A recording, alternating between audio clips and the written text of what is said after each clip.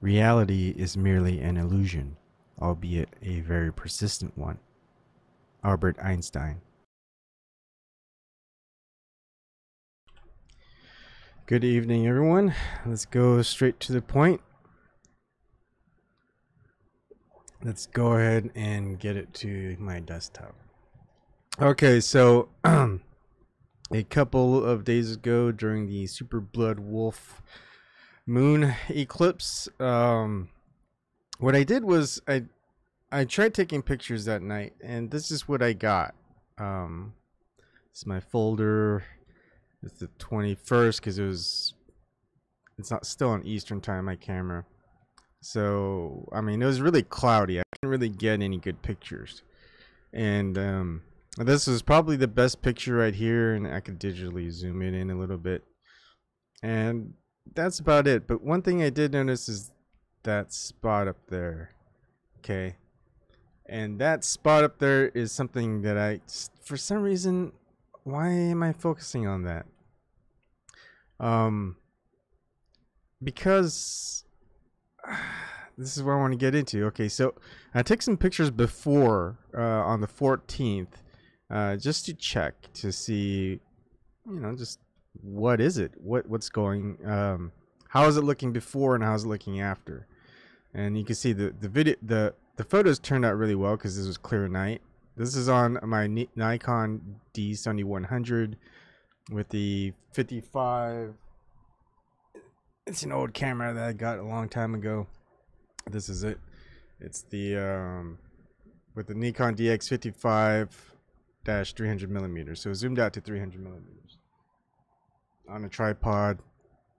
And I noticed that this is here, but I think there's another spot up there. I just have to look. The thing is, it wasn't a full moon, so I couldn't take a clear picture of it. So I took a picture on the 23rd, which was, I think, I don't know, days are flying by. Yesterday, I guess. It was in the morning, so you can see the differences in the resolution. Let me go ahead and zoom in a little bit. Oh, here we go. Okay, so I don't know what it was about the full moon during that Super Blood Wolf moon, but it was probably not a good shot, just because I don't know. But this is a good one. Of course, it's starting to wane, but the dark spots over here. Now, when I was actually watching the live stream here, you can watch it here. Is what I did was there was a live stream that Raw Story was doing, and what killed me was they'd have a great feed from Morocco, from Ouarzazate, Morocco, and you can go and watch this video as I was live streaming. And this was the moon. This is coming out of the eclipse, and I'm looking for that spot that I see, right? And same thing here. This was in Los Angeles, California, Griffith Observatory. I noticed that it was rotated. Okay. What I focused on is this spot, and what I did was I found a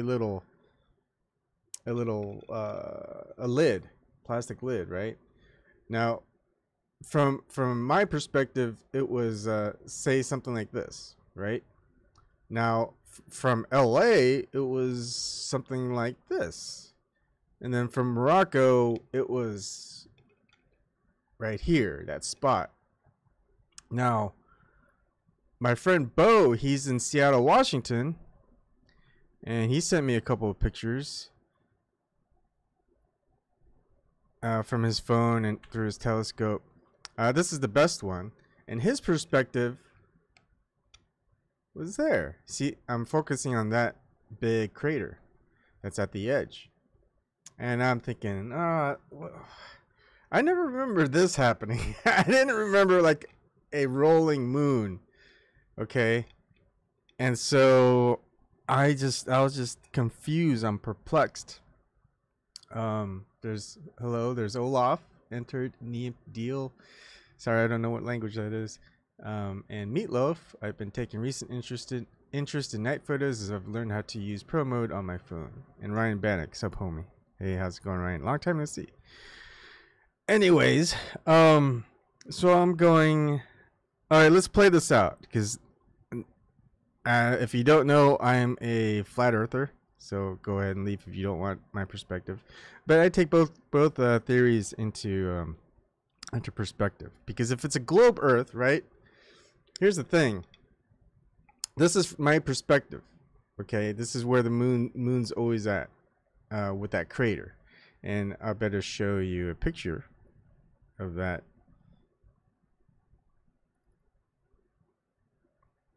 Oh, I already have it open. Here it is. Okay, it's on the right. I know this is mirrored, so my left is your right, I think. Okay, so no matter what, if this is me in Nebraska, right, and this is the rotation of the Earth, if this is, I'm doing globe Earth right now, so when I'm able to see it, I have a different perspective.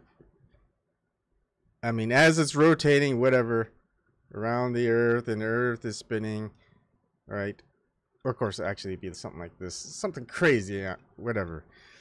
But whatever it is, that perspective, I should be able to, whatever angle that I'm coming from, seeing it, it's going to change. So if I'm seeing it from here, at the edge, it's going to look like this. If I see it straight on, it's going to look like this. Or if I see it like this, it's going to look like this. Because, of course, you can't see it, but this is how it is. But that doesn't make sense, because every time if I'm taking a picture of the moon, it's not rolling. It's always like this. And it's funny because I asked my wife this tonight. It's like, do you remember ever, like, just tell me about the moon. Does it rotate? Does it spin? And she goes, no, it doesn't. I don't think it spins. And I go, does it roll like this? You know, if that's a spot, a crater on the moon, does it roll? She goes, I don't really pay attention. It's like, you lived on the Earth for 40 years. You don't pay attention to the moon. You don't remember it. From what I remember, is it never did that. From, like, it would always stay in a certain position, that crater, everywhere I looked. Hi, Eric. How's it going? So I'm thinking, is this a Mandela effect? I don't know. And I want to look, and I saw someone who did a video on it. His name is The Real Slim Brady. Where's his video on it? Oh, I can't find it. Anyways, I'll get back to that. But yeah, I gotta watch another video of his 50 minutes long. He says he explained it in a newer video, and I wanted to interview him. Hopefully he will talk. Now, this is right here of the total super blood wolf moon eclipse from York, Pennsylvania. Okay, and it, see that crater that I'm talking about? It's something like that. So it's a different perspective. Now, we're all watching the moon at the same time. And here's the weird thing. As I was live streaming this feed, and if you were watching this, you're watching the live stream, you would notice that there weren't many live streams going on of this event. Not only that, there wasn't a live stream from NASA, from the International Space Station. I mean, it's not like the two solar eclipses that happen a year. You know, sometimes there's a third or more, but this is a very rare lunar eclipse that happens every couple years, maybe even a decade or two. Okay. The NASA was not doing anything at all. And another thing is, the people who were filming this, the footage by time and date, raw story. Oh, you can't see it here because I cut off every time they went. Is they would just kind of flip the feed and show the Griffith Observatory, and they would put the Orzazate feed in the small corner, so I had to adjust the feed. And the thing is like, come on, this is a rare thing. It's not like New Year's, where you're gonna look during New Year's, fireworks from all over the world. Mainstream media is playing it. Okay, now this thing, it's not even every year. It's every couple of years, maybe even a decade or two, and they don't even film it. And the thing is, people were capturing it pretty well with their own telescope and just a small telescope and observatory. You didn't have big observatories live streaming this event either. So, okay, Ebon, the conspiracy theorist, maybe there's a conspiracy going on. I think it is. And I think they don't want people to pay attention and notice something like, hey, why is it a little rotated? And the first thing you're going to do is like, I don't know, it's a Mandela effect. Next thing is, okay, maybe the globe is flat. And the thing is, this model that I have, where this is me in Nebraska, right? And it's the Earth is spinning and the moon is you know, the always staying still, whatever. It doesn't add up. Now, because no matter what, this is a fixed position in Columbus, Nebraska, no matter how much it spins and it rotates around, you know? So the only other idea is, this is the, think of this as flat Earth. On the top is me in Columbus, Nebraska. Now on top is the moon, and the model for it is the moon goes like this. The moon's not rotating. The moon's always in that constant position, so that makes sense. Now when you're in a different position, like say if you were right here, right, that would be where maybe Seattle was, then the angle that you're looking at it from when it's at a certain position is going to be different. It's going to be, instead of like this, it's going to be slightly this, or it's going to be this if you're in the southern hemisphere. That's the only way it makes sense. Either it's in the Mandela effect with some wonky things going on that science hasn't explained, and if you Google search it, you're not going to find any results, or it's a flat Earth and they don't want live streams going on for lunar eclipse. Solar eclipses is fine because no one's going to look at the sun and notice any usual markings. And then, yeah, it can get deeper. Okay, some people are saying like multi-tom-tom eclipses are not what you think. Yeah, well, my latest thinking is the solar eclipses are very similar to the story of Rahu and something like that. I think there's a third body that's just weird, invisible. It's like a cloaked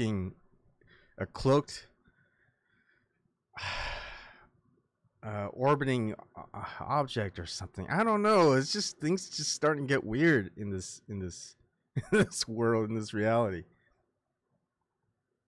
But the thing is, even though I say I'm a flat earther, I don't stay as a flat earther. I still think of things in terms of a globe earth, things of a flat earth, and things of whatever. It could be just something weird, something out of this world. Some people, the thing is, a lot of flat earthers, once they become flat earthers, they stay as flat earthers. There's other conspiracy theorists that may go deeper. Some of them get very religious. Some of them start doing the what is it? Everyone is a clone, or everyone in Hollywood is an elite, like a trainee. I mean, they make a good case for it, but you know, we would never know. But I have to keep going deeper, and I think there's a lot of people who keep going deeper and just noticing things. It's just things stick in your head, and it won't go away. And then eventually you start going, okay, let's sit down, let's observe it, let's work on finding data elsewhere, and just imagine the model that it would have to be in order to fit the model. Otherwise, we won't know. So multi-tom-tom, play your vid. I will go ahead and find you after this video. So that's it for this segment. I'm gonna do another live stream just talking about another Mandela effect, I think. it's going to be talking about the doomsday clock. So if you want to watch it, go and stay on. The thing is, I remember the doomsday clock as being something different, not really a clock. It was more of like a alert level. I can't find it. I can't remember it, quite frankly. And I think all this Mandela effect, this residue of these memories or these past histories, it's I think it's slowly being peeled away. This reality, this apocalypse. The apocalypse means an unveiling. It doesn't mean the end of the world. So rather than peel off all the layers all at once, you're gonna be a little bit shaken or go crazy. So I think a lot of this unveiling is done, peeled off layer by layer, and so that's what we're seeing. That's what we're experiencing. But it seems like a small number. It seems like majority of the people, they don't care. They're doing their daily thing. I would call them brainwashed. I don't know. I don't like calling them that, but because I don't think they like hearing that. Anyways, please, if you have any thoughts on this episode of what this could be, as far as the rolling moon. But the thing is, it's not a rolling moon because it's not rolling from where I'm at. It's always stationary, right? No matter what, if I keep taking pictures day in, day out, the moon, that crater that I keep focusing on, is always going to be like this, right? But again, if you're looking at the moon from a different part of the planet, you're going to have different perspectives of the moon. And I never noticed that. Of course, my wife never even noticed that. We're what, 40? It's right above us. Hi Eric. Yeah. So I did get a Streamy. I think I'm restreaming on stream.me. So I've never checked. I will have to go and check. I should. But I just assumed that it's working. But yeah. All right. So that's the end. I'm gonna probably email Mark Sargent, ask him what he thinks, and then I'm gonna move on to my other work or my other investigations, whatever it is. Okay, I'll see you guys in a bit.